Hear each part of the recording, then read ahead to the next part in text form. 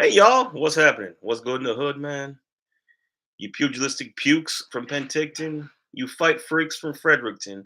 It's your boy Ed Larone, and we're gonna talk about in 12 hours. It's gonna be the throwdown, the battle of the baddest in about 12 hours at 10 a.m. tomorrow Pacific time. Um, from Riyadh, Saudi Arabia. It's gonna be the battle of the baddest. The main event's obviously going to be featuring Tyson Fury, the WBC heavyweight champion, the former unified heavyweight champion in boxing, taking on the former UFC, excuse me, heavyweight champion, champion in recess, whatever you want to call him. I'm not one of those guys that believes that you have to lose your belt. Um, you don't lose your belt giving the belt up and leaving the promotion. To me, you're still a champ because you have to lose it in the cage. Francis Ngannou. Now, there's a couple of reasons why this fight is happening, and I'm gonna tell you one reason why I love it, one reason I hate it. The first reason why I love it is because I'm proud that Francis is going to be getting the payday that he sought. Now, there's been a lot of talk about Francis taking on walking away from the UFC because they offered him a lot of money to fight John Jones, but he really wanted this crossover fight. He really got this crossover fight, and everybody's happy that he got this crossover fight. Um, Especially when you consider the fact that uh, Francis has been fighting for so many years to get to the top of the elite levels of the sport of mixed martial arts. But he really wanted to do a crossover fight. And I'm really happy that he got the crossover fight without the UFC juggernaut backing him up. We saw Dana saying he doesn't bring in that much fight fans. He doesn't bring in that many buys, and he really wanted him to fight John Jones. Now, obviously, I'm not going to talk about what's going to happen in that fight because everybody knows. As Tyson Fury said today during the weigh-ins, it's a table tennis champion playing Novak Djokovic at Wimbledon. You know, it's obviously going to be one of those fights where I look at it like Usain Bolt taking on a marathon runner in a sprint. It's two different, very different sports, very different, disciplines. So I'm not going to talk about so much about the fight. So what's gonna happen in the fight. Uh, the very first time, the one thing I enjoy, the one reason I say that I'm glad this fight's happening, is because Francis really wanted that payday. He's gonna get that payday, and we should all be proud of the fact Francis is gonna get that payday without the UFC juggernaut. The one reason why I hate this is that it just shows you how bad the UFC is structured. I'm gonna get that in another video about the UFC structure, but I'm not going to predict about what's going to happen in that main event. I'm really going to talk about the Canadian interests in this fight, in this card. There are two Canadian people with Canadian interests fighting on this card.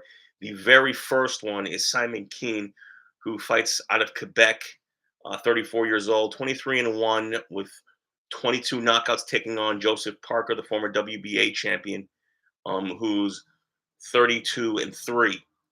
Now, now, I think at this point of his career, there is obviously going to be. I think there might be an upset in this fight. I'm just gonna shoot with it right now. If you look at the odds on Box Live, Parker is at -1,000, and Kean is at +600. So he's a 6-1 favorite, 6-1 underdog to upset Joesph Parker. And the reason why I think this fight really does look like a upset in the making is because Parker always seems to struggle a little bit with guys with size. And if you look back on his record, he struggled against AJ and lost. He struggled against Dillian White and lost. He had two fights with Derek Chisora in which he got knocked down in the first fight, struggled to win a split decision. The second fight, he knocked him down three times, and he was able to pull out a unanimous decision. But it's always a struggle with size when it comes to Parker. Kean is a lot bigger than Parker. I looked at the stare downs, the weigh-ins today, and he looks a lot bigger than Parker. Um, Now we can argue that Kean's fought his whole career in Quebec, and there's always that consensus from people that if you take a fighter out of Quebec and watch him fight somewhere else, he usually loses. The exception to that rule, obviously, being David Lemieux. Um, but there's a couple of reasons why I believe that Kean can get it done. Now, obviously, he's got one loss, which is a knockout loss to Dylan Carmen, which took place in Canada.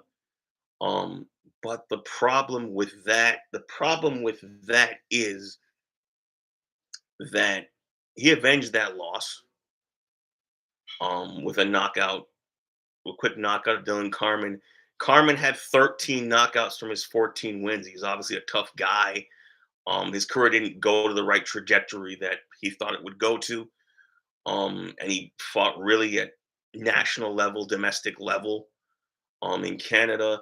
But if you look at Carmen, despite besides that one win against Kean, his biggest win is against a 50-year-old antique, decrepit Razor Ruddock. So I don't know what to make of that. Um, and obviously, at this point, uh, I believe that Parker has kind of peaked, and we've seen the slow progression going down. Um, if I'm a betting man, if I'm a gambling man, 6 to 1 odds is a very, very good live underdog. I really believe that we could see an upset in the making on Saturday. And if I don't, and if it doesn't happen, y'all can just roast me. Um, I think Kean does have very good counter abilities. I think Kean does have a lot of power in his fists from 22 knockouts from 23 victories. And I really do think that at some point, he might catch Parker with something fierce that makes Parker think a little bit. Obviously, Parker has been training with Tyson Fury at the Kronk Gym and doing those kind of things. But again, it could be a case of great timing, and great timing will always equate to an opportunity, being taken advantage of. Um, if King can stick, move, throw his jab and establish intent with his punches, he could really be the one to dictate the pace in there. And to be the one to dictate the pace in there, man, that's all you need. To be able to do that. So if I'm gonna put money on it, I'm really gonna, put my money on Simon Kean to get the job done. It's been a long time since we had a Canadian heavyweight that was ranked, that was respected at the world level. I mean, I'm talking like 20 years. I'm talking like the days of Kirk Johnson. And I know people don't like to say this, but uh, Lennox Lewis. I mean, it's been that long since we've had that kind of person at world level.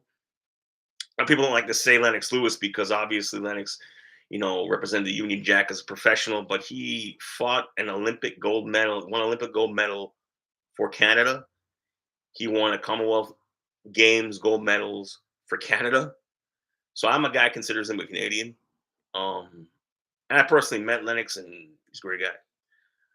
So that's the first fight with the Canadian interest. The second fight with Canadian interest involves Arslanbek Makhmudov, 17-0, fighting Junior Anthony Wright, 24-1.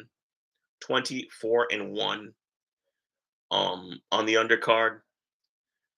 Uh Makhmudov is a Russian fighting out of Montreal, very similar to Artur Beterbiev. You know, has that kind of those kind of interests, and he's knocked out everybody he's faced. The one guy to go the distance with him was Carlos Takam, who's also on the undercard, by the way. The fact that he's able to do those things, he's able to knock everybody out in competition, is unreal, man. It's just unreal. Junior Anthony Wright has gone 4-2 in his last 6 fights. And all those fights have ended by knockout. Either he knocked the guy out or he got knocked out. The odds on this fight going more than 2 rounds favor the over under is 1.5 rounds. I think that over under is a safe bet. If you're gonna put money on it, put money on it going less than 2 rounds. Anyway, we're gonna go back. We're gonna go to the main event now.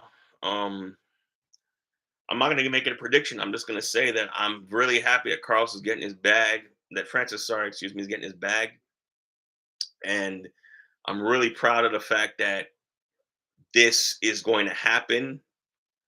Um, Despite the fact that I just don't think that Francis. If you watch this pad work, um, people there's big spec talk about he brought in Mike Tyson to be in his corner.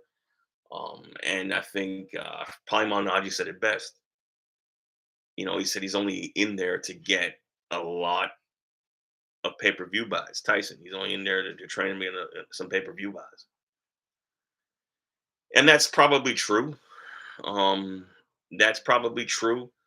But same point in time, I'm happy that Francis is getting his bag because of the fact that, like I said, I think Conor McGregor Dana White privilege exists in the UFC. I think if Dana he'd put Sugar Sean O'Malley up against Devin Haney. Devin Haney was on the MMA Hour with Ariel Hawani this week, talking about the fact that it wouldn't be competitive, and I agree. It wouldn't be a competitive fight in a boxing match because Devin Haney is just levels above any UFC fighter in terms of boxing, just pure boxing. Anyways, um, I've had my very first YouTube live stream. It's gone 14 minutes, and not a damn soul is on here. So I'm going to end this, and if y'all watch it, y'all like it, y'all can subscribe. Peace.